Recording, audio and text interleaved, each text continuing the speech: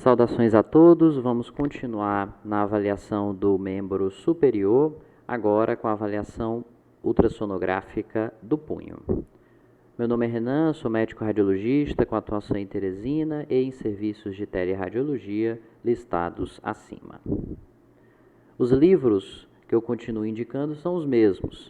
O livro Ultrassonografia Musculoesquelética Prática, para avaliação inicial, para sistematização dos conceitos advindos desta aula e para referencial teórico, consulta e aprofundamento, o livro do professor Cernic.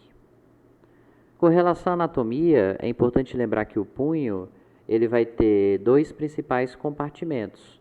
O compartimento dos extensores, que são 6 os compartimentos dos extensores, e o compartimento dos flexores, onde também vai estar presente o nervo mediano.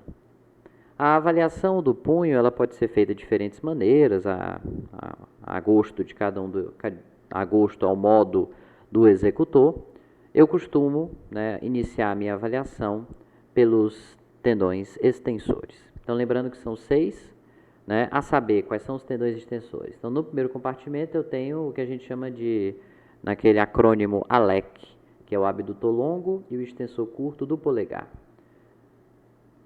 No compartimento 2, eu tenho os extensores radiais curto e longo do carpo. Terceiro compartimento, que é pequenininho aqui, adjacente ao tubérculo de Lister, que é essa estrutura aqui, eu tenho o extensor longo do polegar. Quarto compartimento, que é o maior de todos, extensor dos dedos e extensor do indicador. Quinto compartimento, também bastante pequeno, extensor do dedo mínimo. E o sexto compartimento é o extensor ulnar do carpo, é o único deles que está na ulna. Desses, os mais fáceis de identificar são os extremos e o quarto compartimento. Se você consegue identificar um desses três, a partir daí você consegue identificar os demais. Lembrando que aqueles que mais têm lesão são o 1 e o 2, o 4 e o 6, O 3 pode até ter no contexto de intersecção, que a gente vai falar mais adiante. Então, aqui é uma representação por ressonância magnética, que dá uma noção mais anatômica da disposição dessas estruturas, do que a ultrassonografia. Então, por isso que eu vou começar mostrando por aqui. Então, aqui eu tenho o primeiro compartimento, o ALEC, Segundo, tubérculo de Lister. Terceiro compartimento, aqui, extensor dos dedos e do indicador, que é o quarto compartimento. Aqui, pequenininho, o quinto compartimento. E aqui, o sexto compartimento, que é o extensor ulnar do carpo. Esse é o padrão normal na ressonância. Na ultrassonografia, o padrão normal é aquele que a gente já está acostumado, que eu falei na aula anterior do ombro. No caso, com o padrão fibrilar característico, sem espessamento, sem hipoecogenicidade, sem heterogeneidade, sem sinais de roturas. Aqui é a avaliação dos tendões flexores. Isso aqui é uma peça anatômica mostrando a disposição dos tendões flexores, são 9 ao todo aqui, e também a presença do nervo mediano.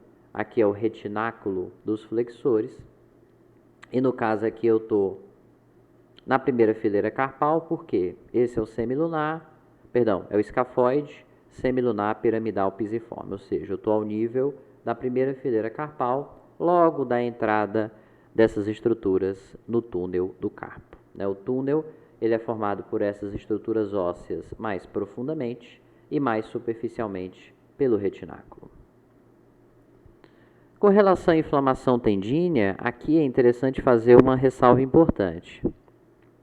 Nem todo tendão tem bainha, Por isso que a gente falava, por exemplo, em tendinopatia do supraespinal, lá no ombro. O tendão do supraespinal ele não tem bainha. Agora, se eu tenho um tendão que tem bainha e tem alterações inflamatórias, o termo correto que eu vou chamar é tenossinovite. Se a alteração inflamatória ela é adjacente,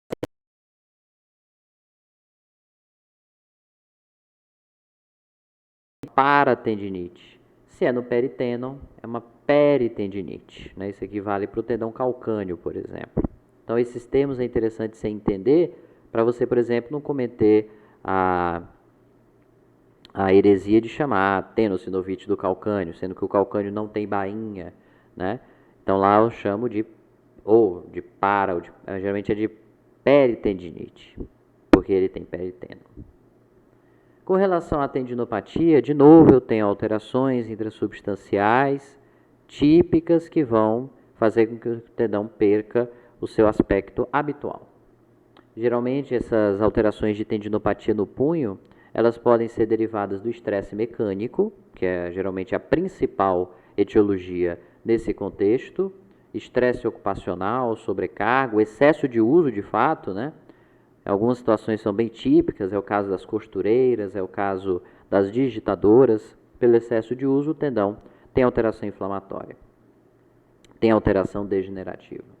Pode ser secundária ao trauma. Aqui no punho é muito frequente a ocorrência de acidentes do tipo pérfuro cortante. Pode haver alterações pelo uso de medicamentos ou ainda no contexto de doenças sistêmicas. Aqui o principal exemplo, de fato, é a artrite reumatoide. Eu posso ter tenossinovites, eu posso ter alterações inflamatórias, posso ter derrame articular secundário à artrite reumatoide. E é nossa função também fazer esse tipo de avaliação no contexto de reumatologia. Então, com relação à tendinopatia, aqui eu tenho, né, o primeiro compartimento extensor, abdutor longo e extensor curto do polegar. Perceba que eu tenho líquido, né, ao redor destes tendões, tanto é que eu consigo fazer uma delimitação bastante precisa desses tendões. Eu tenho o espessamento do retináculo, lembrando, né, que o espessamento da bainha, né, lembrando que esse espessamento, ele geralmente acima de 1,4 milímetros a gente considera como relevante. E os tendões também, ó, estão aumentados de volume e com heterogeneidade. Aqui ele destaca bem, né, a heterogeneidade. Então aqui são algumas características de uma tenossinovite do primeiro compartimento extensor. Abdutor longo e extensor curto. Isso aqui eu comentei, né? As tenossinovites mecânicas, inflamatórias, uso de medicamentos, e existem outras causas, evidentemente. A natureza infecciosa, lembrar da tuberculose, no contexto, especialmente no grupo de pacientes que a gente costuma atender, etiologia tuberculosa acontece. Corpo estranho, é muito frequente também, pode pegar, e às vezes uma alteração inflamatória secundária a uma estrutura tumoral. Tumor aqui eu chamo inclusive um cisto artrosinovial. Qualquer estrutura que exerça um efeito expansivo, que pode causar algum tipo de compressão, de limitação do movimento, pode, secundário a isso, gerar alterações de natureza degenerativa, alterações do tipo tenossinovite. Então, uma tenossinovite bastante característica é a tenossinovite de Kerven, que é aquela que acomete os tendões do primeiro compartimento extensor. Um perfil clínico clássico desse tipo de tenossinovite é acometer mulheres da faixa etária laboral de 30 a 50 anos. Isso pode ser, por exemplo, né, mães de primeira viagem que carregam a criança e tem alteração no tendão por causa desse peso. Pode ser por causa de uma costureira que usa muito o polegar, uma digitadora, muito comum. A dor, ela está presente no processo estiloide do rádio, é uma dor muito grande, a compressão local. Essas alterações podem ser vistas tanto a ultrassom quanto a ressonância e podem ser diferentes aspectos. Eu posso ter espessamento do tendão, posso ter alterações do tipo de sinovite, ou seja, distensão líquida, espessamento sinovial, ou ainda alterações semelhantes à fibrose. Então aqui eu tenho um exemplo bem marcante, bem característico da tenossinovite de De Kerven. Então aqui eu tenho uma situação em que o tendão, né, os tendões, eles estão aumentados de calibre, né, você vê que eles estão bem arredondados. Existe um aumento de fluxo ao estudo Doppler, ele tem um fluxo periférico, que não é o habitual de se ver para esses tendões, indicando que existem aqui alterações de natureza inflamatória. Líquido ao redor, então ele tem uma tenossinovite, tá? Tenossinovite de De Kerven, dor local, dor à compressão, é um caso clássico de De Kerven, mas sem nenhum tipo de rotura. Aqui uma situação semelhante, né? Que eu tenho o primeiro compartimento extensor e eu tenho de novo espessamento da bainha, líquido, eu tenho uma heterogeneidade do tendão, eu tenho sintomas característicos, portanto, eu tenho uma síndrome do túnel. Que síndrome? Portanto, eu tenho uma tenossinovite de De Kerven. Uma outra alteração que pode estar presente aqui e que pode levar a tenossinovite de Quervain é a presença de cistos gangliônicos, que é uma alteração do tipo tumoral. Então, esses cistos gangliônicos, eles podem, né, reduzir, dificultar a movimentação desse tendão, travar esse tendão e, consequentemente, levar à inflamação desse tendão. Tá? Então, um achado inocente causando uma repercussão importante com uma sintomatologia evidente, né, uma sintomatologia marcante, no caso tenossinovite de Quervain, secundária a alterações derivadas de um cisto artosinovial, de um cisto gangliônico. Uma outra alteração que pode existir aqui no antebraço distal e punho é a síndrome da intersecção. Lembrando que a intersecção entre os tendões ela acontece em dois momentos. Ela vai acontecer de proximal para distal entre o primeiro e segundo compartimentos extensores e mais distalmente entre o segundo e o terceiro compartimentos extensores. Você consegue acompanhar isso bem com o transdutor, para isso o ultrassom é muito bom. Então, quando a interseção é do primeiro e segundo, ela geralmente fica ali 4 centímetros proximal ao tubérculo de Lister, ou seja, é uma alteração que não é precisamente do punho, é uma alteração que é, na verdade, do antebraço distal. Então, ficar atento que nem sempre a avaliação ultrassonográfica ela vai ficar restrita àquele sítio. Ela pode ampliar um pouco e ir em direção mais proximal.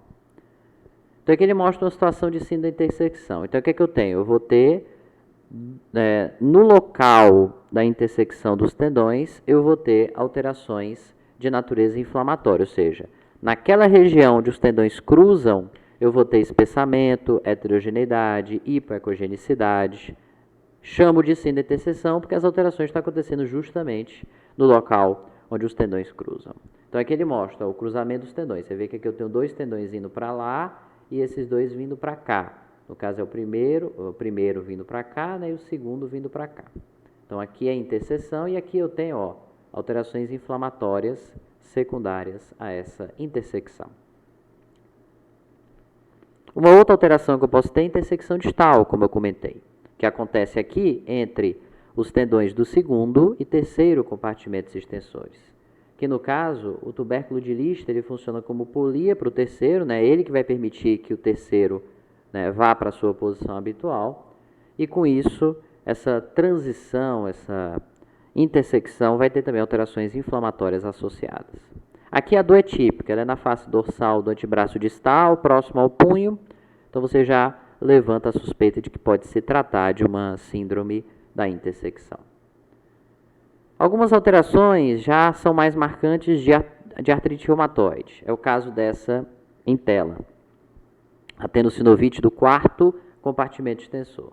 Então aqui eu tenho, né, o extensor dos dedos e do indicador. Você vê que tem muito tecido de aspecto sinovial ao redor deles, né, ele é um pouco mais ecogênico, tem líquido, tanto é que eu consigo delimitar bem os tendões extensores. Tem fluxo ao Doppler, né? Em punho a gente liga muito o Doppler, justamente para avaliar fluxo, avaliar a presença de alguma artéria, variação anatômica. É importante usar o Doppler sempre na avaliação do punho, pedindo ou não o médico assistente. Então isso daqui é uma tenossinovite típica da artrite reumatoide, quarto compartimento extensor. Uma outra típica é a do sexto compartimento extensor, que é o que está na figura. Então, a tenossinovite do sexto ela pode vir acompanhada de uma subluxação, né, desse tendão em relação à fossa ulnar, por lesão do retináculo, justamente essa lesão secundária às alterações de natureza inflamatória. Então está aqui, o tendão do sexto compartimento, você vê que ele está, né, empoleirando o processo estiloide ulnar, ou seja, essa daqui não é a posição habitual dele, e ele reúne características de natureza inflamatória. Está espessado, heterogêneo, tem líquido, tem espessamento da bainha, tem tenossinovite. Aqui mostrando um caso de luxação. Na pronação ele está na posição normal, quando supinou ele subluxou. Então, a subluxação ela pode ser derivada de uma lesão do retináculo, secundária a uma alteração inflamatória desse tendão. A tendinopatia do flexor ulnar do carpo ela é infrequente, né? O que eu tenho geralmente no compartimento flexor é alterações do nervo mediano, é o que a gente vai mais encontrar. Entretanto, aqui, né, tenistas podem ter tendinopatia pelo sobreuso.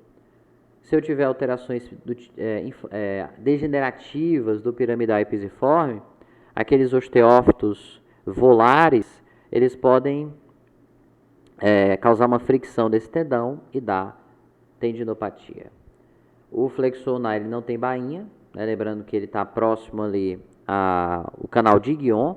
Canal de Guion, formado um canal triangular na face volar e ulnar do punho. Dentro dele está presente a artéria, a veia e os nervos ulnares. Próximo a ele, o flexor ulnar do carpo. E aqui eu posso ter uma neuropatia ulnar, né, secundária a uma tendinopatia do flexor ulnar do carpo. Então está aqui mostrando, ó, pisiforme. Aqui eu tenho entesófitos, né? O que seria entesófitos? Seriam esses focos ecogênicos de, né, tração crônica com fibrose associada. Funciona como uma tendinopatia, né? Alguns preferem chamar de entesopatia, pela presença de entesófitos, mas fica a critério de cada um. O que eu tenho aqui é uma tendinopatia justa insercional do flexor ulnar do carpo, na sua inserção no pisiforme, com entesófitos justa-insercionais, com fluxo ao Doppler, indicando alterações inflamatórias associadas, e também sem, né, evidência de roturas transfixantes. Com relação à rotura tendínea, alguns destinos a rotura pode ter. Então, o que pode acontecer? Eu posso ter, então eu vou ter a lesão do tendão. A partir dessa lesão, esse tendão ele vai tentar se recuperar.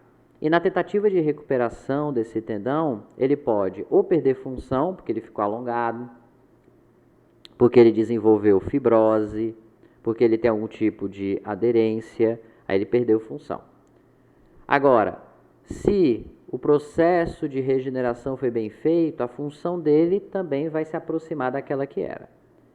Se eu tenho um excesso de estresse durante a cicatrização, ele pode romper novamente. Inclusive, é mais fácil ele romper novamente. Por quê?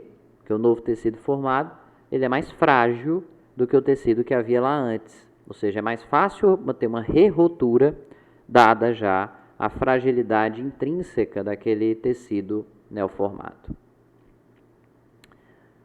Algumas alterações são muito marcantes no contexto de ultrassonografia do punho. Então, por exemplo, o paciente teve uma fratura, né, especialmente do rádio distal, colocou placa, parafusos, esses parafusos, eles transpassaram a cortical em sentido volar ou em sentido dorsal e, consequentemente, a isso eu vou ter que, a ponta desse parafuso vai passar a exercer um efeito de fricção sobre os tendões, sejam flexores, sejam extensores. E essa fricção pode levar a roturas, a tenossinovites, a alterações de natureza inflamatória. Então, no contexto de pós-operatório, lembrar da possibilidade da ocorrência desse tipo de alteração. Então, aqui ele mostra, eu tenho placa e parafusos, né? O paciente teve uma fratura aí do rádio distal. Você vê que alguns desses parafusos, eles ultrapassam o limite da cortical óssea em sentido dorsal, e a consequência disso é que a ponta do parafuso passa a exercer um efeito de fricção sobre o tendão extensor adjacente, e isso vai levar a uma tenossinovite e, em último grau, a uma rotura desse tendão por causa desse material de osteossíntese. Aqui está bem mais claro, ó. Aqui eu tenho o parafuso, né? Você vê que o artefato metálico, ele dá esse efeito, né? Ele é hiperecogênico com uma sombra, com um reforço, né? Com uma sombra suja, né? Com esse aspecto, né? No feixe acústico posterior. Isso é típico de material metálico. Então, ele é possível de ser identificado pela ultrassonografia. O que aconteceu aqui? Quarto compartimento extensor, o parafuso está exercendo fricção sobre os tendões do quarto compartimento. Isso aqui, caso continue, vai levar à rotura. Com relação às lesões por esforço repetitivo, a gente até comentou mais cedo, né? O estresse mecânico é o principal contexto no qual o paciente vai ter lesão. Agora, essa lesão, que leva ao LE, ao DO, que é um diagnóstico clínico, ela pode se dar de diferentes maneiras. Ela pode vir na forma de tenossinovite, de cisto, de presença de ventos musculares acessórios exercendo efeito, né, aumentando a pressão interna, ou ainda neuropatia compressiva do mediano. Ou seja, não há um achado ultrassonográfico característico de lesão por esforço repetitivo. O que eu posso ter é uma série de alterações que estão associadas. O diagnóstico é do clínico. Aqui é só uma ferramenta complementar. Lembrar, né, que muitos dos achados podem persistir mesmo com a melhora dos sintomas. Isso vale muito, né, isso é muito representativo no contexto de pós-operatório do nervo mediano. Às vezes o paciente faz a cirurgia, né, libera o retináculo, o nervo mediano segue espessado, mas a sintomatologia melhorou. Isso é um comportamento bastante habitual, esperado até da cirurgia. Lembrar que o exame normal não afasta Lé, né, e o contorno evolutivo é questionável. Com relação à síndrome do carpo, a gente está agora diante, talvez, da principal indicação da ultrassonografia do punho. Aí você pode me perguntar, por que é a principal indicação se o diagnóstico de síndrome do carpo é clínico? Geralmente, quando vem um pedido, já vem dizendo que tem a suspeita. A gente sabe da importância da eletroneuromiografia nesse contexto. Para que ultrassom, então? Se eu já sei o que eu tenho. 3 situações, né? São 3 as explicações para que eu faça ultrassom nesse contexto. Primeiro, quadro clínico atípico, quadro clínico discordante da eletroneuromiografia, ultrassom tem valor. Se houver suspeita de etiologia não idiopática, ou seja, eu acho que tem um tumor, acho que tem um cisto, acho que tem alguma coisa causando a neuropatia, tem que fazer ultrassom. Outro contexto, pré-operatório. Pré-operatório eu vou buscar variações anatômicas que podem complicar um determinado procedimento, especialmente no contexto de técnicas endoscópicas. O que é que eu posso encontrar que pode ser importante no pré-operatório? O nervo mediano bífido, presença de artéria mediana patente ou não. Isso tudo muda a conduta cirúrgica. Então, é para isso que faz ultrassom nesse contexto. A síndrome ela é caracterizada por um aumento da área do nervo ao nível do pisiforme, um achatamento ao nível do amato, um abaulamento do retináculo e alterações de sinal na ressonância, que não é o nosso foco aqui. Então aqui ele mostra, ó, o nervo mediano aqui ele está com um padrão típico. A gente chama de padrão fascicular, né? Ele tem esse padrão que parece de bolinhas, né? Bolas hiperecogênicas entremeadas por hipoecogênicas. Padrão semelhante a cacho de uva, é assim que a gente se refere. E é assim que a gente consegue diferenciá-lo dos tendões flexores adjacentes. A avaliação do nervo ela pode ser quantitativa ou qualitativa. O que a gente costuma fazer é a avaliação quantitativa. Para isso, ao longo da história, foram desenvolvidos vários critérios, mas o mais consagrado é o aumento da área de secção transversa. Com relação ao valor em si, né, ele mostrando como é que é feita a medida, hoje em dia a gente nem precisa saber disso, né, a própria máquina calcula. O que a gente precisa saber é qual o ponto de corte que a gente vai adotar. Então, classicamente, no serviço em que eu trabalhei, nas referências que eu leio, o mais comum é a gente adotar o ponto de corte de 10. E por que a gente escolheu 10? Escolheu 10 porque é um exame de rastreamento. Então, quanto menor o valor da área de secção que a gente utilizar como ponto de corte, mais casos a gente vai pegar. E é para isso que o exame serve. Então, o valor de 10 é o que acabou sendo consagrado. E ele compara, ó, se eu uso 9, se eu uso 10. Né? Então, a acurácia do 10 ela é maior. Né? Lógico, a sensibilidade diminui, né? Porque a área aumentou, mas aumentou a especificidade, a acurácia é boa. E com esses valores de sensibilidade, especificidade e acurácia, eu posso utilizar isso aí como benchmark, como ponto de corte. E aqui ele comparou, né, nesse trabalho que está no jornal europeu, ele comparou, ele avaliou 319 punhos com síndrome do carpo, né, 59 punhos de pacientes com eletroneuronegativa e 15 de voluntários. Aí o que foi que ele viu, né? Ele viu que quem tinha eletroneuropositiva tinha uma área 30% maior do que 10,5. tá? E quem tinha eletroneuronegativa só tinha uma área 3% maior do que 10,5. Ou seja, tem valor. O valor de 10 ele é importante, ele engloba a maioria dos casos de síndrome do túnel do carpo. Então ele mostra aqui, né? Aqui ele fez a aferição da área. O ideal é você fazer com, né, a medida manual, você vai contornando o nervo mediano. Né? O local ideal, né, tem dois locais ideais, ou logo na entrada do túnel, ou logo antes da entrada do túnel. São os dois locais que costuma fazer. Aqui deu 13, né? O normal até 10, então ele está espessado. Você vê que o retináculo está um pouco abaulado, que já é um indício de que tem alteração nesse nervo mediano. Aqui, a área já deu 16, né? Visualmente ele está abaulado. E aqui é possível ver, né, ele na entrada do túnel do carpo, o achatamento que ele sofre. Esse achatamento também é característico da síndrome do túnel do carpo. Aqui uma outra situação em que eu tenho bem aqui o achatamento, aqui eu tenho a alteração do padrão fascicular típico, tenho hiperemia, né, tenho fluxo ao Doppler, indicando também síndrome do túnel do carpo. Aqui uma outra situação, o nervo mediano ele é bífido, ele tem um M-nervo aqui e aqui outro menor. Nesse caso a gente costuma somar as áreas para chegar na área final. Mais uma vez aquelas mesmas características, né? Hiperemia, alteração intrasubstancial, hipoecogenicidade, além de abaulamento do retináculo flexor. Às vezes isso acontece, por exemplo, no contexto de tenossinovite dos flexores. Lembrar que normalmente, essa ressalva é importante fazer. A gente está chegando no final, ainda não falei. Os tendões flexores, o normal é que eles não sejam vistos entre si. É que você não consiga individualizá-los.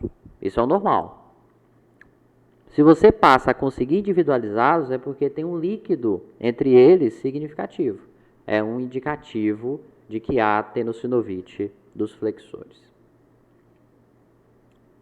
Com relação ao pós-operatório, então, lembrar, cirurgia de pós-operatório, né, cirurgia de túnel do carpo. Então, os aspectos pós-operatórios dos canais carpianos, eles são pouco descritos, mas eles podem ser avaliados pela ultrassonografia. O que é que o exame pós-operatório normal revela?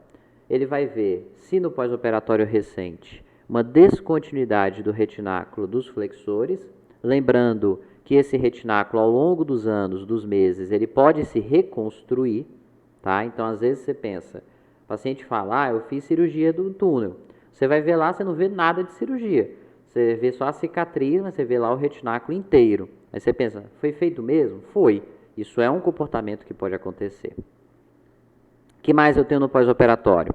Uma transladação do conteúdo do túnel do carpo em sentido palmar. Por quê? Porque ele vai ocupar um local que foi liberado. Então, naturalmente, ele vai para aquela região. Eu vou ter, em algumas situações, uma normalização da aparência morfológica do nervo. Então, ele reduz a espessura, ele volta a ter o padrão fascicular, mas às vezes não. Aí eu vou para a clínica. Se a clínica melhorar, a cirurgia funcionou. E, eventualmente, eu vou ter uma recuperação da mobilidade, secundária à recuperação do próprio nervo. Lembrar que aqui também, talvez seja mais importante até do que avaliar o pós-operatório normal, é você procurar saber o que é que pode ter de alterado. Então, eu posso ter complicações pós-operatórias. Na complicação pós-operatória imediata, eu posso ter hematoma. Um hematoma causando um efeito compressivo, por exemplo. Eu posso ter um neuroma, eu posso ter uma cirurgia que teve um problema, o retináculo foi liberado de maneira incompleta. Isso pode acontecer também. E eu posso ter, que é o caso da figura em tela, complicações pós-operatórias tardias. Perceba que aqui eu tenho o nervo mediano e adjacente a ele eu tenho um tecido de aspecto fibrocicatricial, de contornos espiculados, com efeito expansivo, né? Sem planos de clivagem com o nervo. Isso aqui é uma fibrose.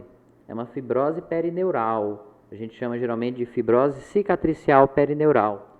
Isso pode manter, né? Fazer que o paciente mantenha as alterações sensitivas. Aqui, uns 60 dias de pós-operatório, o paciente persistia com alterações sensitivas porque evoluiu com fibrose no sítio de manipulação cirúrgica. Aqui mesma coisa, só que agora 10 anos de pós-operatório, eu tenho tecidos de aspecto fibrocicatricial né, mantendo interface de contato aqui, ó, com o nervo mediano, aqui o tecido. É bem parecido com o caso anterior. Para encerrar, né, recentemente, a grata surpresa na reunião do músculo esquelético da Escola Paulista, a residente à época, ela apresentou um trabalho sobre túnel do carpo e algumas informações já bem recentes, né, um artigo de 2000 que foi publicado em 2021. Então, essa ressonância, né, essa avaliação por ressonância, ela queria mostrar quais são os achados mais importantes que você tem que ter em mente para avaliar um pós-operatório de túnel do carpo. Então, embora seja para ressonância magnética, alguns dos conceitos podem ser utilizados na ultrassonografia. Então, os principais achados do estudo foram nervo mediano permanecendo aumentado e achatado no pós-operatório, comentei mais cedo. Nervo mediano com redução da alteração do calibre, lembra daquela transição abrupta quando da entrada do retináculo? Aquilo tende a desaparecer na cirurgia. E o retináculo formado novamente quase todos os punhos após 12 meses, mas permanece mais encurvado que o normal. Perfeito. Isso é importante. Formar de novo não dá problema. Agora, se ele formar de novo achatado, ele vai continuar causando efeito compressivo. Se ele formar de novo abaulado, ele vai dar uma amplitude suficiente para que não comprima novamente. O que ele mostrou mais esse trabalho? Que a compressão do nervo mediano dá origem ao sinal da ampulheta e que quando essa razão entre o antes da entrada e depois da entrada no túnel for maior que 1,3, a relação dos calibres, a acurácia é alta para a síndrome do túnel do carpo em pacientes sem tratamento cirúrgico. Ou seja, é um sinal importante. Após a cirurgia, essa razão reduziu, especialmente na entrada. A avaliação, segundo os autores, não foi feita em nenhum outro estudo. Então, ficar atento do caráter promissor dessa medida para avaliar a liberação do túnel. Então, pós-operatório do túnel, para você ficar com um conceito novo, avalie a diferença de calibre na entrada do túnel em comparação à região imediatamente anterior. Se essa relação reduziu, isso provavelmente indica que a cirurgia foi satisfatória. Porque é aquilo que eu comentei, nem sempre a área vai voltar ao normal. Então, eu preciso ter outras ferramentas para me ajudar a dar informações melhores ao médico assistente sobre aquele pós-operatório. Era isso, muito obrigado, até a próxima.